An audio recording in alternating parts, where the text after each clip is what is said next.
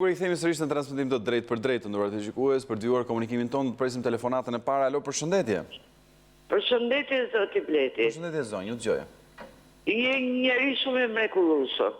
Falenderoj, ju dëgjoj. Sepse në radhë të parë, çdo hall që kemi, çdo problem që kemi, je njeri që nuk ta mbyll telefonin ose të dëgjon edhe të sqaron për gjithçka. Ju lutem, është për detyrë, ju dëgjoj. Dëgjoj, unë jam një familje në nevojë. Po. Është. Uroj kryetarin e bashkisë, Erion Velian, e falenderoj shumë për gjithçka që ka bërë.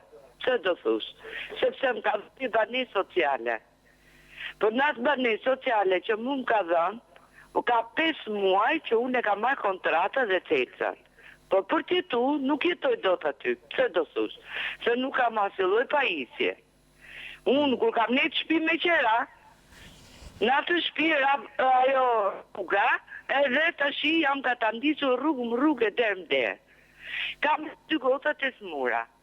I kam gjënë të ranë. Njërën e kam të paralizuar, tjetërën e kam gjënë depresioni. Kam edhe një nip të vogël, 8 vjeç, që e kam dëmëzën në kujdestari në ditë gjukate. Tash unë ku të shkoj?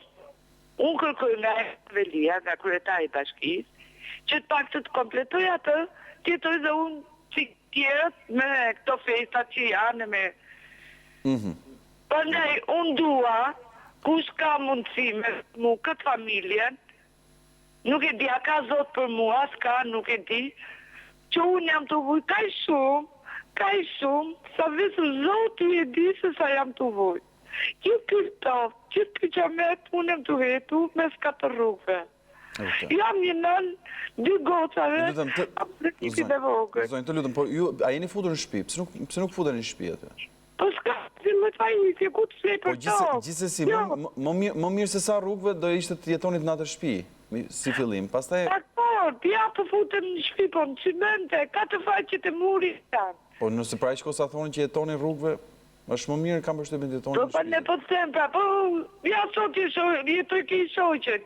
Nesër jetoj ke motra, tjetër pastaj nafër tjetër ke vllai.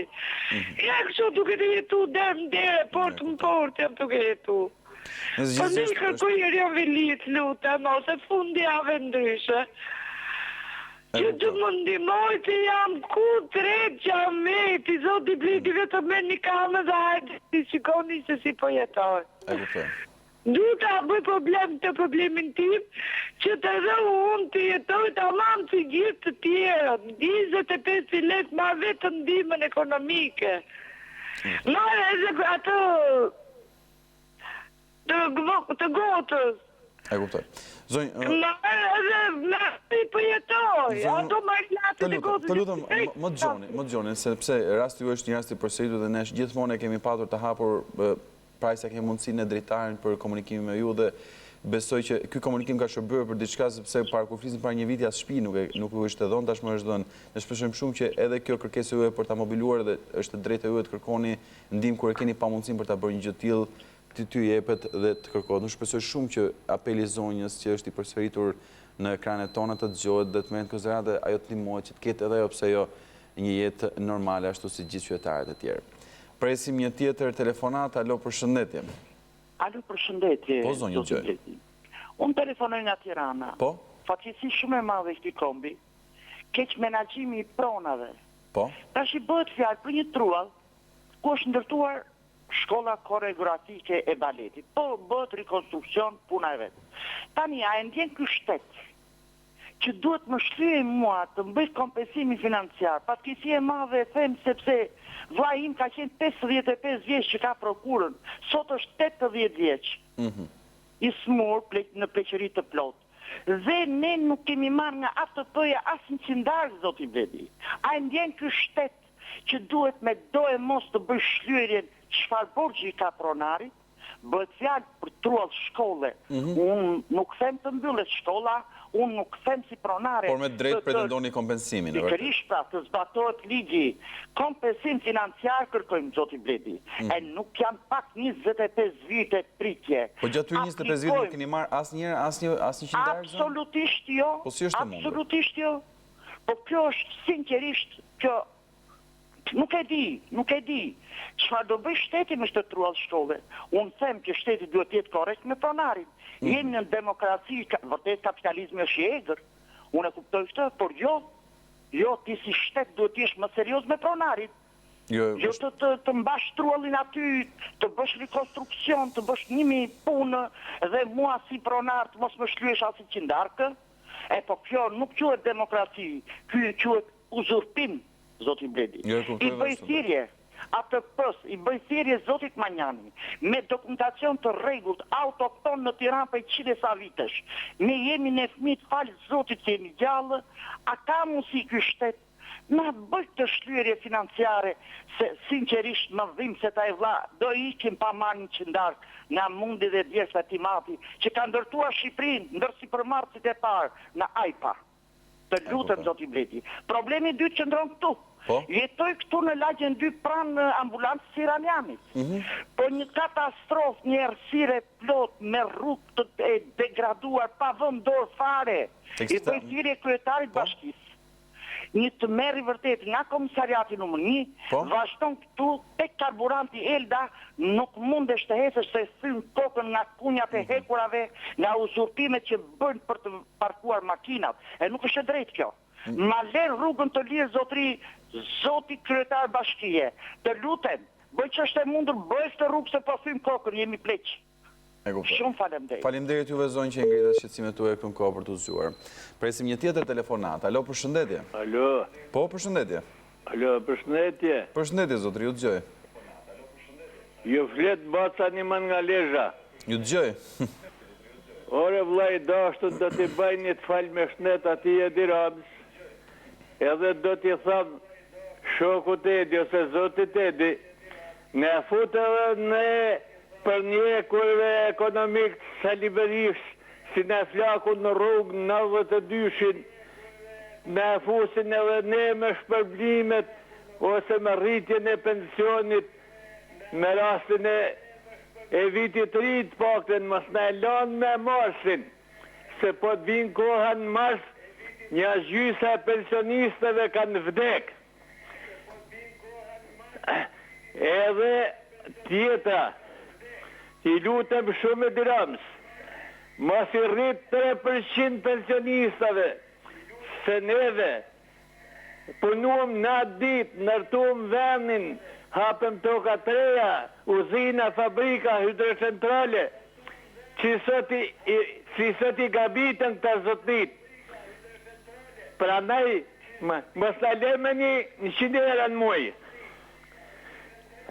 Së dyti, desha më thonë atyne shokët parlamentit, mos i hap një dosjet vetëm për sigurimin e shtetit, po hap një dosjet edhe për agentët e UDB-s Jugoslave, agentët grek, italian, serb, jo dhe amerikan, që për 45 vjetë nuk në lanë me punu me spionajet e tyne, vran djel 3, vran vajza 3, pra nej, shikoni, hapni këtë dosje në rast parë, se spionat e sigurimit shtetit, sigurimet e shtetit i keni në PD, i keni në patit e djahta të tonë.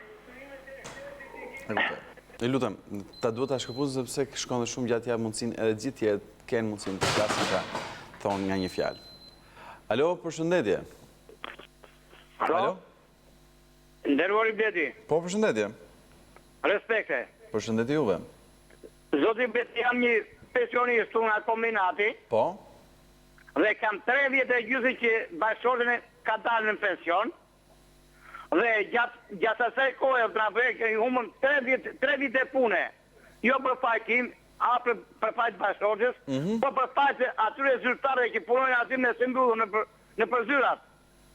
Me gjithatë nuk lash gur pa lëvizje dhe i gjeta.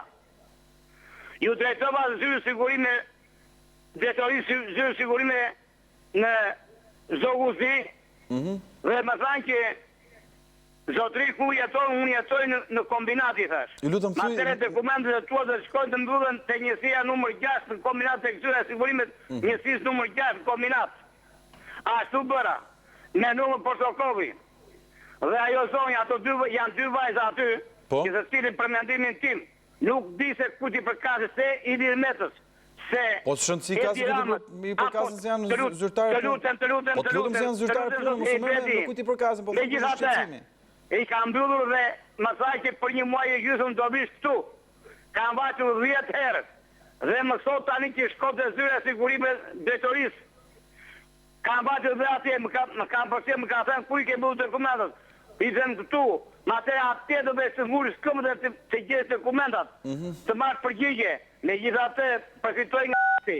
I them drejtorit të sigurime shoqërore, të lutem shumë, të majet numri telefonit tim aty ku e ketë dizolbit, por pati mundësit janë emër dhe mbi emër, sepse nuk duroj do të më, ne mosatarta nuk jemi do të pim ilacet e të avazëm me gjitha të. Kam filluar që nga fëndoj dhe ju pleqëria, thot, ili bërë si matufër. Më ku e dhja jo se jam si matufër, unë jam njeri me nivel, unë jam njeri me shkovë, unë jam njeri me respekt, njeri me edukat. Që që të lutem shumë, dërgoj një gazetar këtu që sa më parë të zgjirin problemi ndryshje sive të time ambi ato baza nuk dua të jetoj mos mbi tokë. Respekte. Faleminderit juve që ngritët shqetësimin tuaj, bëhet fjalë pikërisht për një shqetësim për mënyrën se trajtohen të qytetarët që kërkojnë të drejtat e tyre. Vjen presim një tjetër telefonat. Alo, përshëndetje. Përshëndetje. Po ju dëgjoj. Desha të flas pak, ju e keni trajtuar si çështje? Po? Është çështja e azbestit në Tiranë, në Moglic. Në Moglic, po. Në Moglicës. Po, dje kemi trajtuar gjërësisht, ju dëgjoj. Gjërësisht, po pra, po puna është që këta vrasës quhen vetëm ata që marrin pushkën dhe vrasin apo thjesht dhe këta që e bën vrasjen e heshtë. Sigurisht të dy rastet dhe njësoj. Jam duke punuar rreth pak 150-200 punëtorë. Çfarë ndodh konkretisht atje? Ju jeni punonjës i Moglicës? Po, e një punëtor tuneli. Po çfarë ndodh atje? Sepse kompania ka thënë dje që është bërë vlerësi, është bërë një analizë e pranisë azbestit dhe konsiderohet në prani shumë të ulët dhe me veshjet e duhura, domethënë nuk ka impakt. Vetëm ma thuaj si është e vërteta. Po shkurtimisht. Si është e vërteta. Po? Është bërë një matje azbestit, ka ardhur një nga Italia, kanë bërë një matje dhe ka dalë që në të gjitha ballet e tuneleve është me azbest. Materiali që është nxjerrë nga tuneli është hedhur nëpër pikat e grumbullimit në spojt depozita. Dhe gjithë spojt depozita është lënë në hapë. Aty nuk janë vetëm punëtorët e tunelit të infektuar. Dhe ku është shkarkuar gjithë ky material që është nxjerrë nga tuneli? Ja shkarkuar rreth e qark aty vërdall zonave afër tunelit. Ju nëse jeni, domethënë nëse ka mundësi të kontrollohet, aty nuk janë vetëm punëtorët e tunelit, gjithë roje, punëtor, inxhinier, shofer, gjithë që janë punojësat janë gjithë infektuar. Kjo është krim, nuk e di çfarë është, po them, thjesht një krim që me një fibra azbesti është kancerogjen. Besoj se e ke dëgjuar. Po, e kemi patur në një intervistë dhe kemi trajtuar gjithësisht, prandaj po ju pyes gjithësisht se çfarë po ndodh. Pra po thoni që përveç se ka probleme për mënyrën se si po punohet në Moglic, ka edhe probleme me mënyrën se si është bërë shpërndarja e materialeve inerte që është nxjerrë nga tuneli që rezulton me azbest. Po, thjesht është bërë edhe një matje për këto, po nuk e di thjesht, nuk e di rezultatin e këtyre. Ju do vazhdoni punën apo dhe cila është kërkesa juaj tashmë? Kërkesa është që të paktën aty, që të kenë puna është të paktën shteti duhet vinë bëjë një monitorim, ka ardhur Instituti Shëndetit Publik dhe nuk e di se çfarë matësh kanë marrë ata, nuk e di asgjë, thjesht janë bërë ca matje. A nuk e di kanë bërë matje, ata nuk e di çfarë. Pra nuk keni marrë edhe një përgjigje zyrtare nga shteti, sepse sipas kompanisë pak nga hetimet private, po themi kështu, nga kontrollet private rezulton që prania e azbestit është e ulët. Shiko, e ulët varet që quajnë të ulët ata, sipas rregullave europiane, se unë po ta them rregullat europiane, janë 100 fibra për litër. Kurse atje po e zëm koha me qeta, ku është balli s'ka patur punë fare, kanë qenë 25 fibra për litër, 10 fibra për litër ndoshta, ku nuk ka patur punë fare. Po 10 fibra për litër i bie kështu. Imagjino ku atje ka heqë materiali ose ku ka punë çekiç, nuk e di një fik. Është komplet tymbë që mund të arrijë edhe 100 fibra për litër. Kush e vërteton këtë? Askush e vërteton.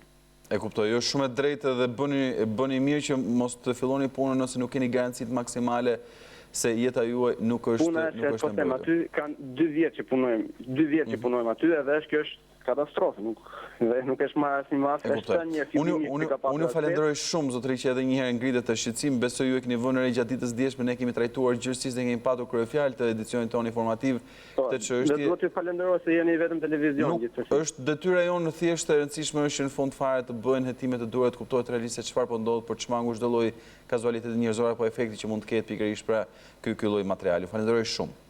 Shumë faleminderit. Gjithë të mirat. Do të vjen presim një tjetër telefonat. Alo, përshëndetje. Përshëndetje, mirëmëngjesi. Mirëmëngjesi juve, ju dëgjoj.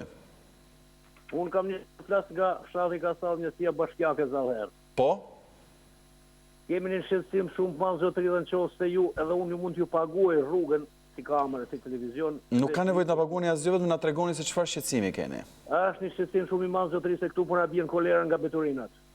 Në zonin Kacall, falni, thatë? Po, Kasall. Kasall, po? Kërkes Kasall. Te vishke shkolla Kasall. Po? Nuk e shkolla. Edhe të shofsh, janë sa tregtar ambulant që shesin. Vine hedhin qas hedhet aty mërë zotëri me falë për shprehjen edhe ato linzat që i fusin gratë, që veni i hedhin aty. Nga përda pshatarët pa përgjegjësi, nuk e di që të them. Jemi pik në hallit. I lutëm kryetarët bashkisë, zotit Velia, se ne jemi bashkinë e Tiranës. Po? Se sjellë Kazane. Unë nuk jam as më mirë se të tjera, por pakten të bëjnë sikur i bëjnë, ti djegim zotëri, ti djegim flakë. Pra, po, dhe gjithë kjo situatë thoni është regjistruar pranë shkollës së zonës. Po erdhet ju, edhe të shihni ç'a bëhet aty, sinqerisht shkolla do mbyllet. Nëse ka ministra arsimi, edhe ashtu as me kulturë ç'a thot ajo. E kuptoj unë. Nuk më mendë se ka atë karakter që mund të rritë shkolla hapur me të mëdërinat që rrëtë qa. Qendra shtetësore është 50 metra largë në vit drejt nga shkolla, edhe aty e kanë mbuluar me turinat. Po e keni ngritur ndonjëherë si shqetësim nga ke autoritetet përkatëse tek administratori i zonës? Çfarë ka thënë ai? Ne. A keni administrator zone aty? Ne kemi administrator zone, kemi në si bashkiake, kemi gjitha. Pikërisht.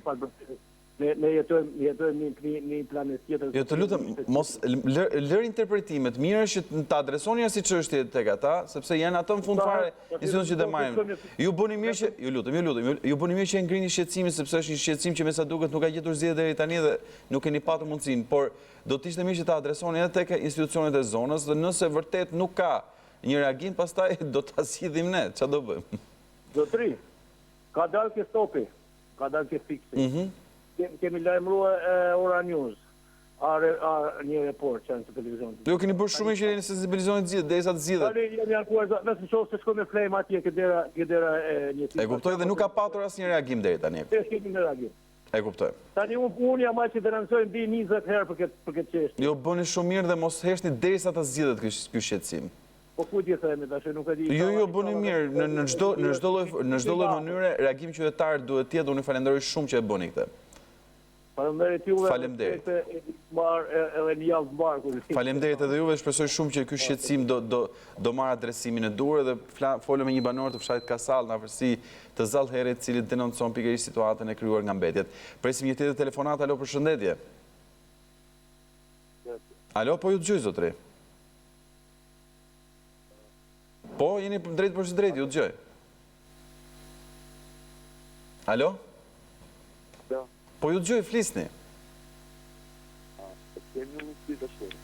Po jeni drejt... Duket se është larguar telefona. Ka qenë kjo të ndurat të shikues telefonata e fundit për ditën e sotme. Unë falenderoj shumë të gjithëve që u bët pjesë e emisionit Koha për të zgjuar. Do të rikthehet sërish emisionit të hënën. Dhe me kolegun Bashkim Hoxha, bashkë do të përshëndetemi këtu.